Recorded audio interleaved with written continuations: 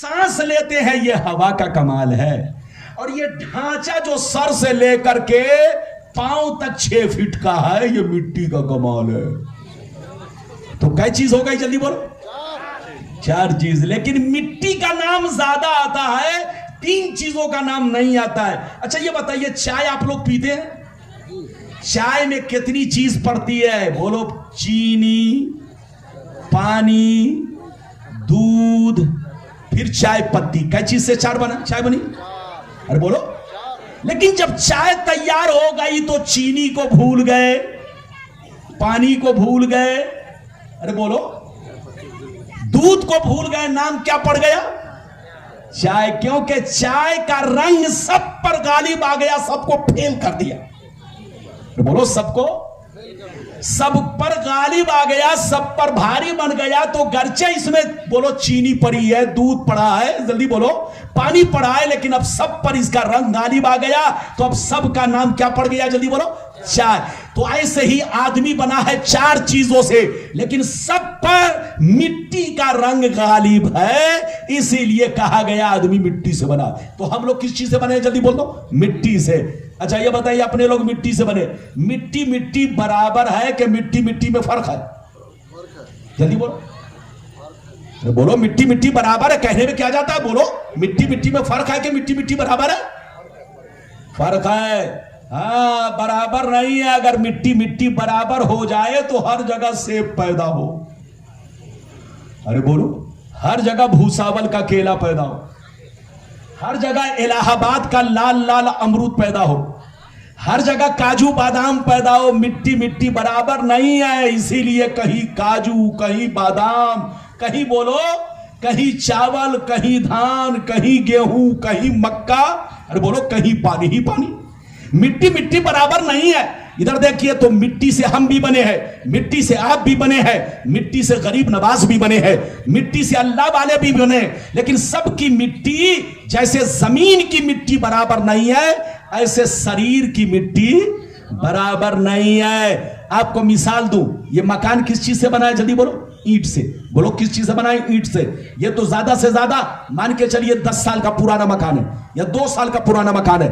आप 1000 बरस का पुराना मकान ढूंढिए और बुनियाद खोदिए, अगर ईंट खूब पकी होगी तो आज भी अगर बुनियाद खोल कर निकालेंगे तो वैसे ही ईंट निकलेगी। अरे बोलिए, निकलेगी कि नहीं?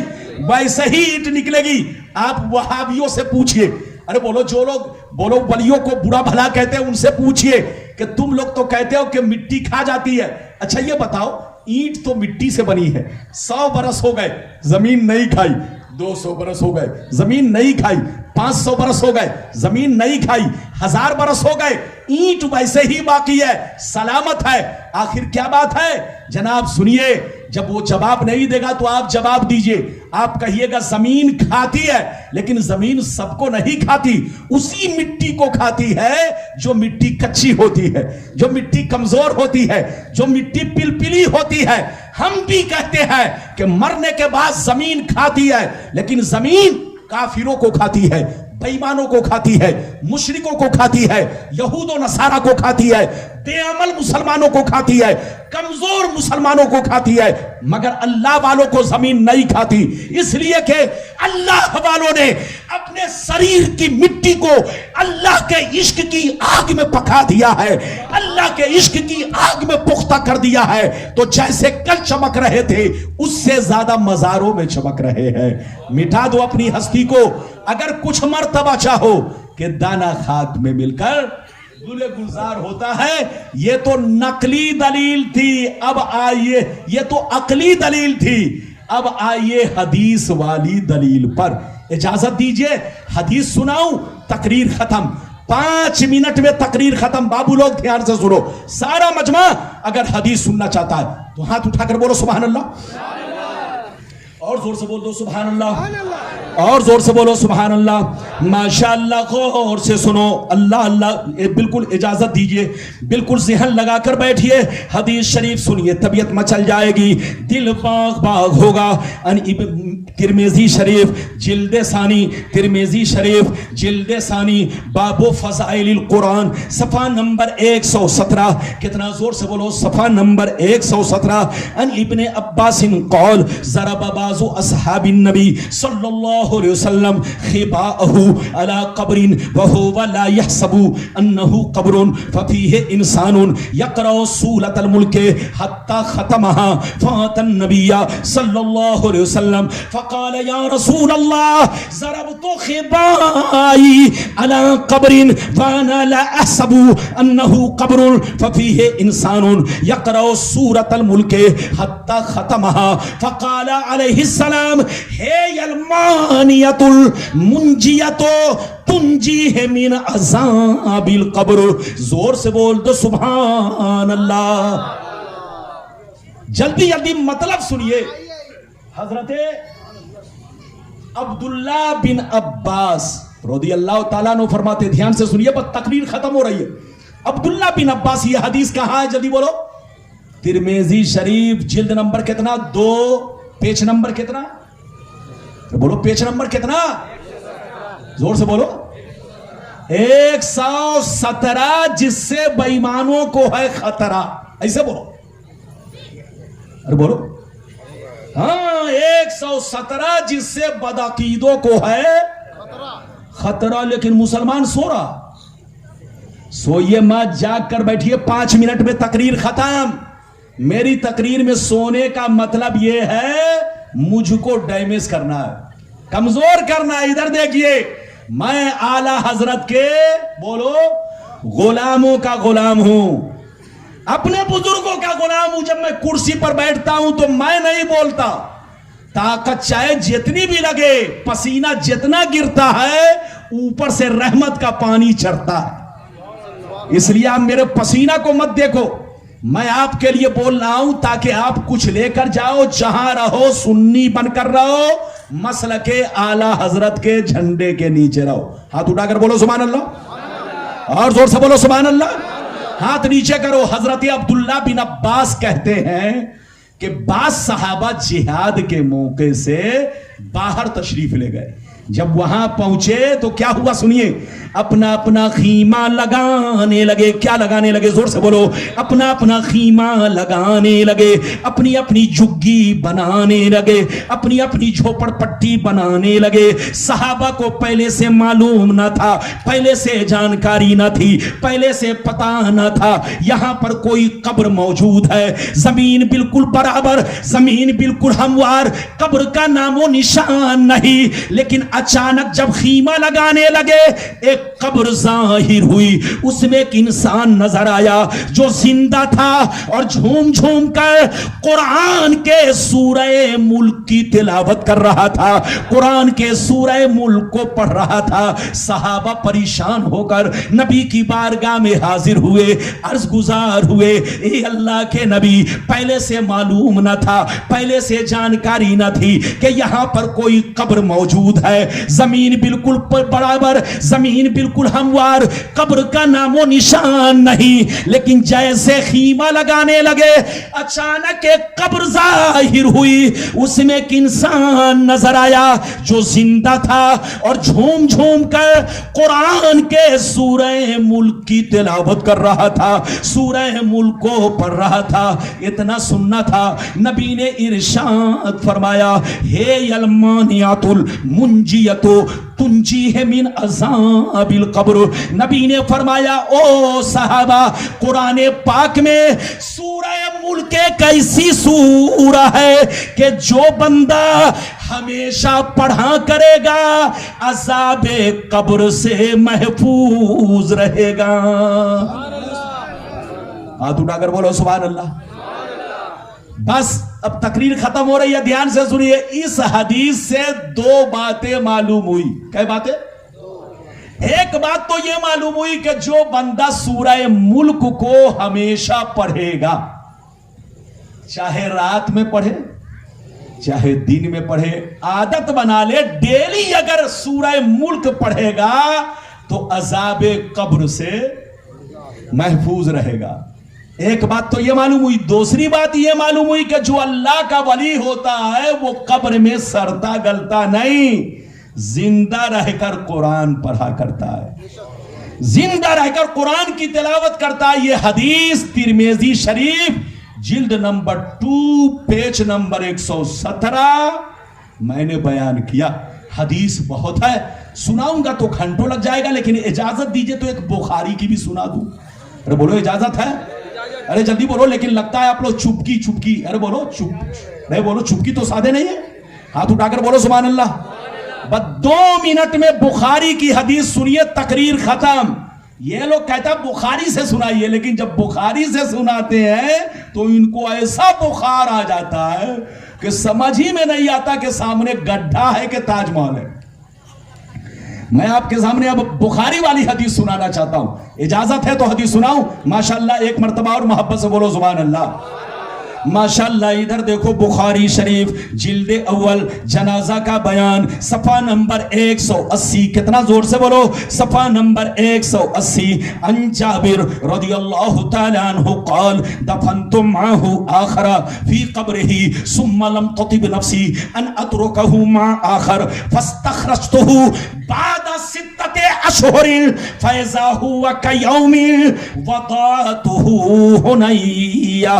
حضرت جابر کہتے ہیں کہ جب میرے ابا جنگ احد میں شہید ہو گئے تو میں نے اپنے ابا کو اسی چٹیل میدان میں دفن کرنا شروع کر دیا.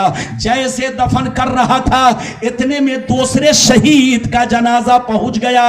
اتنا موقع نہیں تھا کہ دوسری قبر تیار کر سکوں, جنگ کا میدان تھا. میں نے مجبوری میں اس شہید کو بھی ابا کی قبر میں دفن کر دیا, اس شہید کو بھی ابا کی قبر میں دفن کر دیا. یعنی ایک قبر میں 2 لوگوں کو دفن کر دیا, ابا کے ساتھ دوسرے کو دفن کر دیا. دفن تو کر دیا مگر دل گھبرانے لگا, دل بے چین ہونے لگا کہ آخر ابا نے قیامت میں پوچھ لیا تو میں کیا جواب دوں گا, ان کو تکلیف ہو رہی ہوگی. اے جابر تو نے یہ کیا کیا؟ حضرت جابر کہتے ہیں کہ میں نے ابا کی قبر میں ان کو دفن کر دیا, دفن تو کر دیا مگر دل گھبراتا رہا.